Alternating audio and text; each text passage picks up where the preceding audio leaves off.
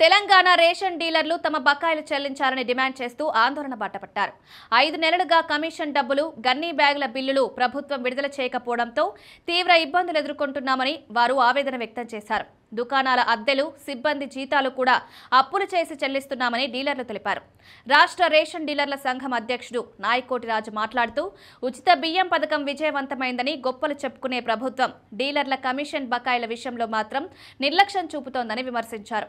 August 31లోగా బకాయిలు చెల్లించకపోతే September 1 నుంచి రాష్ట్ర వ్యాప్తంగా రేషన్ షాపులను మూసివేస్తామని హెచ్చరించారు.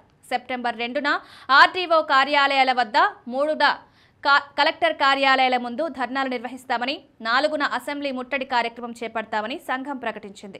కాంగ్రెస్ ఎన్నికల మేనిఫెస్టోలో చేసిన హామీలను కూడా అమలు చేయాలని డిమాండ్ చేసింది.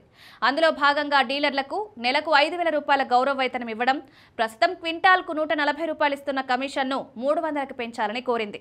ప్రతి నెల సుమారు 25 కోట్ల చొప్పున 5 నెలల బకాయిలు 125 కోట్లకు చేరాయని సంఘం వెల్లడించింది.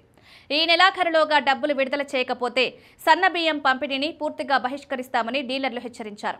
ఇందిరా పార్క్ ధర్నా చౌక్లో నిర్వహించిన నిరసనలో రేషన్ షాపులను మినీ సూపర్ మార్కెట్లుగా గుర్తించి మరిన్ని నిత్యావసర వస్తువులు అందుబాటులోకి తేవాలని కూడా విజ్ఞప్తి చేశారు.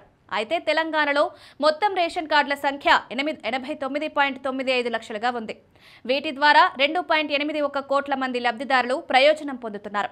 తెలంగాణ ప్రభుత్వం జనవరి 26 నుంచి కొత్త రేషన్ కార్డుల జారీ ప్రారంభించింది. అప్పటి నుంచి కొత్తగా ఎంతమంది చేరుతున్నారు, వారికి ఎంత రైస్ అవసరం, ఇవన్నీ ఎప్పటికప్పుడు లెక్కలు వేస్తున్నారు. ఇందులో భాగంగానే జూన్ నెలలో ఒకేసారి 3 నెలల బియ్యం ఇచ్చారు. అది చూసి చాలా మందికి ప్రభుత్వంపై నమ్మకం కలిగింది. దాంతో జూన్ నెలలో మరింత మంది కొత్త రేషన్ కార్డులకు అప్లై చేసుకున్నారు. ఇలా కొత్తగా చేరేవారి సంఖ్య ఒక్కసారిగా పెరిగింది. ఈ క్రమంలో లక్షల క్వింటాళ్ల సన్న బియ్యాన్ని ఇవ్వాల్సి ఉంటుంది. జూన్లో ఇచ్చిన బియ్యం ఆగస్టు వరకు సరిపోతాయి. సెప్టెంబర్ నుంచి మళ్లీ సన్న బియ్యం పాత, కొత్త రేషన్ కార్డుదారులకు ఇవ్వాల్సి ఉంటుంది. ఇందుకు ప్రభుత్వం అన్ని ఏర్పాట్లు చేసుకుంటోంది.